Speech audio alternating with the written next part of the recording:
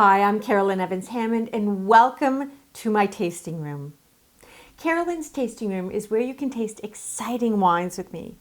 And this week we enjoy a flight of very distinctive wines, including 3 reds and a rosé. The first 2 are from the Roussillon region of France, and the second 2 are from Argentina.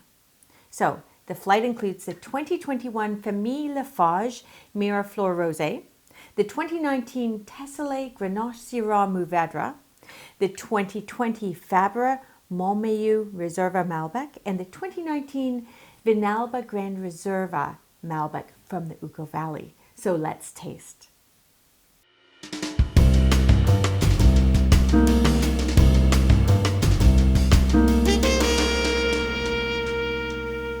The first wine in our flight is a French rosé. It's from the south of France and it's lovely, which is perfect this time of year as we sort of glide into spring.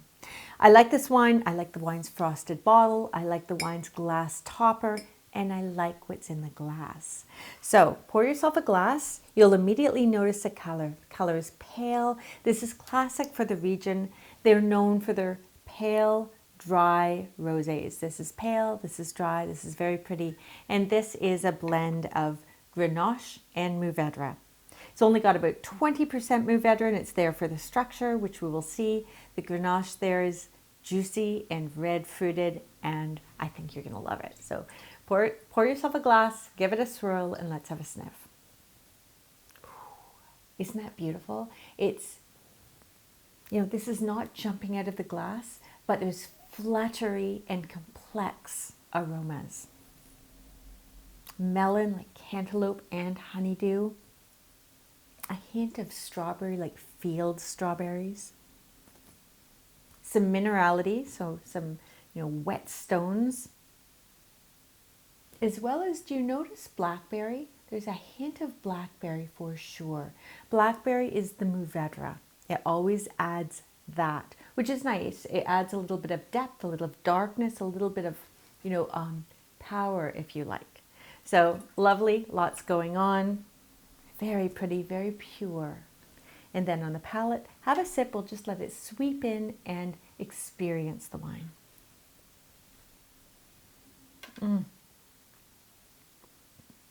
Beautiful. Juicy, sheer, refreshing and quenching, and it's beautifully balanced.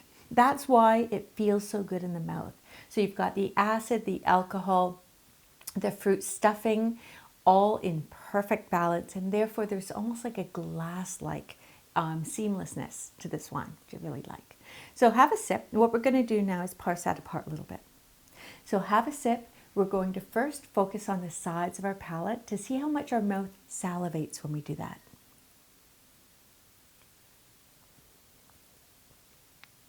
Do you notice that? When you do that, it's absolutely mouth-watering. That's because this is a crisp wine. Now, this wine does come from the south of France, a very hot region, but that wonderful acidity keeps it lifted and quenching, and they're able to do that because Grenache has lots of lively acidity. So they make a wine that's, light and quenching and easy to enjoy, especially with food. You want a wine that's mouth-watering when you're having, food, because it cleanses the palate. But it's particularly good with oily food. So you can imagine this with anything with lots of olive oil. Salads, yes. Or a light olive oil based, pasta sauce, yes.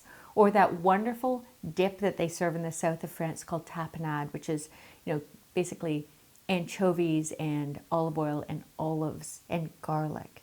Beautiful. Fantastic. Have that with some crackers or some baguette, and you are in the south of France. So let's have another sip. Focus on the mid palate and focus on how that fruit expression is expressing itself.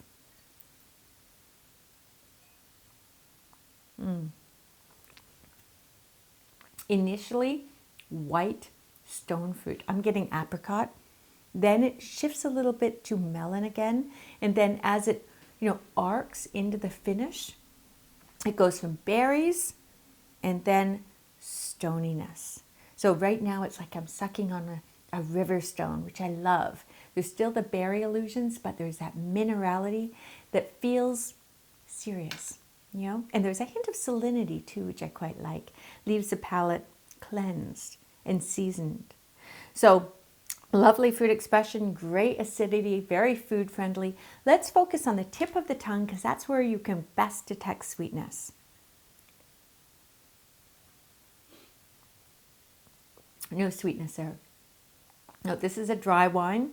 There's not residual sugar. It was fermented dry. I think there might be around 3 grams per liter or 4 grams per liter, which is almost bone dry, which is fantastic. It's just a round, beautiful expression of fruit, and there's no heat at all on the back of the palate because the alcohol is completely cloaked by the beautiful fruit.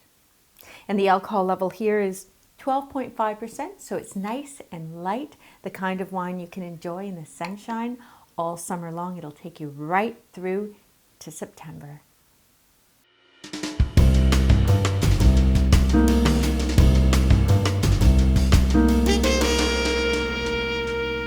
And the second one in our flight is also from the south of France. It's from the same producer as the Rosé, which is Famille Lafage, and it is a beautiful wine. Now this is a blend of Grenache, Syrah, Mourvedre, about 50% Grenache, about 40% Syrah, about 10% Mourvedre. So pour yourself a glass and let's taste. Immediately you'll notice the depth of color. It's a deep dark wine, deep dark color because it's from the south of France and they get lots of sunshine there. So it's actually opaque in the center, almost black, and it tapers to a very, very narrow ruby purple rim. So, and the reason I point that out is because the best way to tell the maturity of a wine is by looking at the rim. As soon as you start to see amber, you know that it's sort of maturing the end of its life. So give it a swirl and let's have a sniff. Black cherries, graphite, underbrush. We're absolutely in France. Lovely. And maybe a hint of pink peppercorn. Do you notice that? I love that. This is definitely gastronomic wine. It's a kind of wine I would love to serve or see served in a bistro, or serve it with steak frite, or, you know, duck confit at home or something if you're going to get ambitious. So have a sip and let's experience it. Isn't that lovely? It sweeps in. There's texture, but those tannins are ripe. They're polished. They're velvety, and they linger on the finish, holding the fruit in place.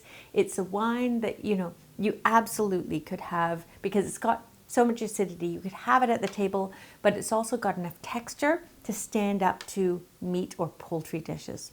Have another sip and let's just taste it technically. So have a sip. We'll focus on the size of the palate and see how much your mouth waters.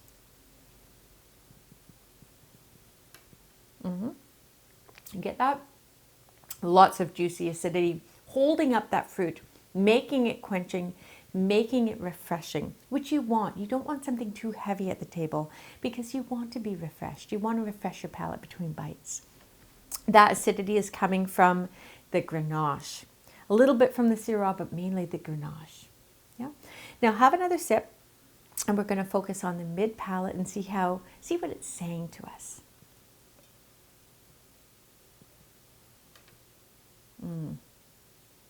Lots of berries, ripe red and black cherries, blackberry, yes. And then as that fruit recedes, the darker or earthier notes of underbrush come to the fore. And on the finish, peppercorn and graphite. Like, think of pencil shavings. Now this is an interesting one because that graphite is not coming from wood. This is entirely fermented. And it's fermented and then it's spent 12 months in concrete tanks. So it did not see any oak. It's all about fresh fruit. And the minerality we're getting in there is actually coming from something other than, you know, an intervention in the winery. It's coming from the fruit. So love that. This is a wine that's been hand harvested. It's been made with care. It's full bodied. It's a 14.5% alcohol, but none of that heat is showing through on the finish. Do you notice that? Have another sip and let's see that. So yummy. No heat. Love that. That's about concentration of fruit. Lots of stuffing going on. Great value wine. And this is a wine that costs around $20. So excellent value for money, especially in today's economy.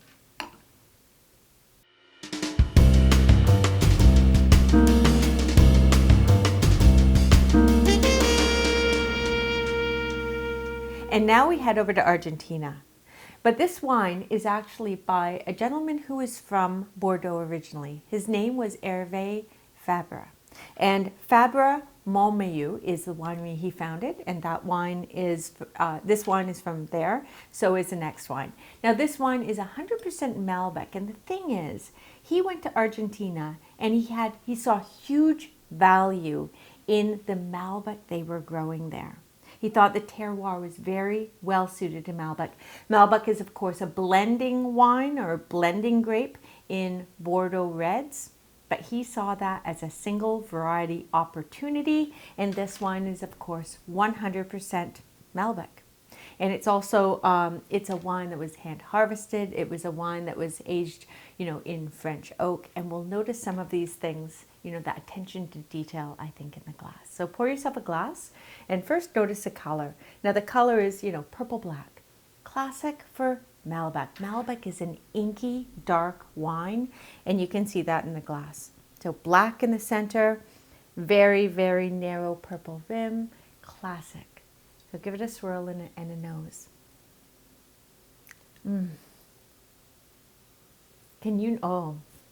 Blackberry tart. Blackberries are sort of baked, and a biscuity note there too from the French oak. Maybe a little nuttiness. And some cherries, but black cherries. So the fruit is dark, like black fruit, and the toastiness is evident, and that's what you would expect from a French oaked Malbec. So have a sip. We'll let it sweep in and just experience it. Bold. That is a bold, robust red for sure, but it's also smooth and round and beautifully balanced. Now this has 14.5% alcohol, so there's a lot of alcohol in there, but you don't notice at the back of the palate. There's no heat they're showing through, and that's a testament to quality, because it means that there's enough lush, ripe fruit concentration cloaking the alcohol. Now, another reason it drinks well is because there's enough acidity holding up the fruit and leaving the palate scraped clean. So have a sip. Let's just focus on the sides of the palate and see how much our mouth waters.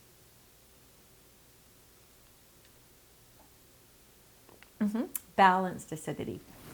It's not as high as the first one, or even, I'd argue, the second one, but it's balanced. So it's perfectly balanced with all of the other flavors and the alcohol. So it just doesn't stand out, but it's enough to hold up the fruit.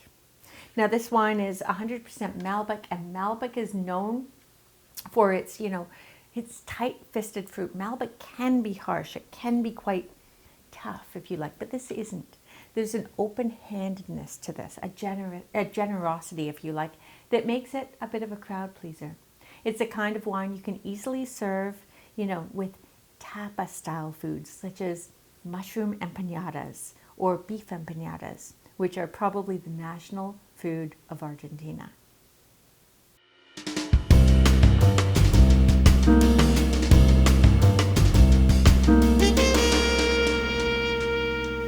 The next wine in our flight is only about $25 in Canada, $22 in the US, and it is remarkably good value. It's a Gran Reserva. It's 100% Malbec. It's from the Uco Valley, which means it's got altitude, and it's Hervé Fabre's flagship Malbec.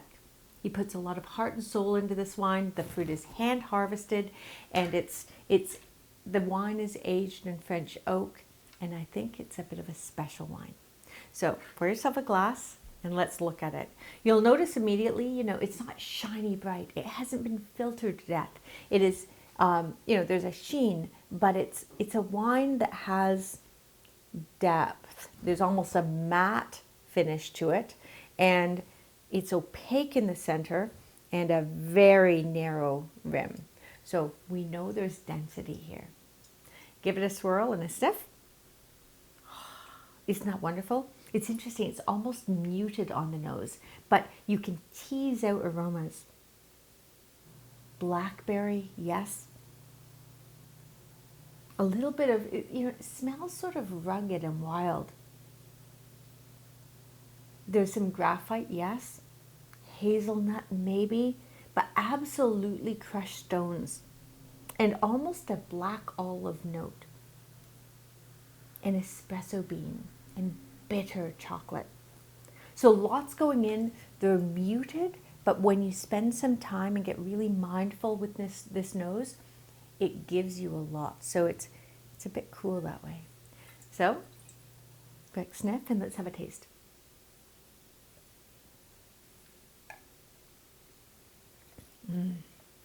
Now that wine rolls in slowly like thunder. This is not an attack.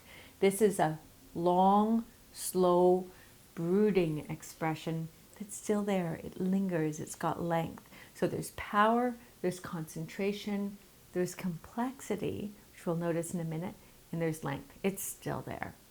This is a tightly wound wine. It's made by, Hervé Fabre himself. This is his flagship grape. It's flagship Malbec, and he spent some time with it, and you can tell. So let's have a sip, and let's just see what it's saying to us. Damson plum. Some of that Christmas cake stuff you get from Bordeaux is there. So I'm absolutely getting, dried fruit, a little bit of nuts, a little bit of baking spices, a bit of tobacco. Then on the tail end is when it gets mineral and when it gets into the bitter chocolate and the olive and the espresso bean, and all of that is lingering on the finish, as well as the stoniness and the salinity, which is Uco Valley, as well as, do you notice on the finish, there's a chalky texture? That's hallmark Uco Valley. It comes from the soil, and you get that layer of chalkiness, and it leaves the palate seasoned. It's a kind of thing you can really enjoy at the meal. This is a kind of wine I would love to serve with roasted meats or grilled meats.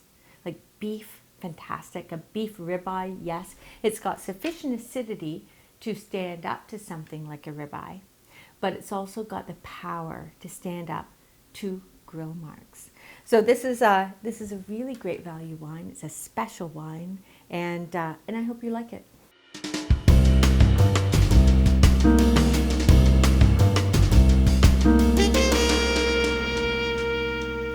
So there you have it, 4 distinctive wines. Which wine did you like best?